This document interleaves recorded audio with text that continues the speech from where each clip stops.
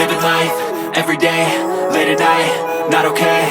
All I want, and I pray, all I need are some better days. Fuck me, I'm looking in the mirror, so foggy, but I've never seen clearer. I don't really think anyone can save me, and honestly I'm not really sure I want saving. I like to be my own worst enemy. There's no risk if you don't try at anything, so I'ma just keep buying everything. See you in the next life, hope to be a better me. I don't think that my head's on straight, gotta flip it and grip it and go and get an x-ray. What's wrong with me? I just feel weight pushing on my chest and it squeezes till I suffocate. Better change my mindset, meditate. It's pretty cool that I'm alive and have better days. I could walk, see, hear, I should celebrate. Think I could change my mind, maybe elevate. Living life, everyday, late at night, not okay. All I want, and I pray, all I need are some better days.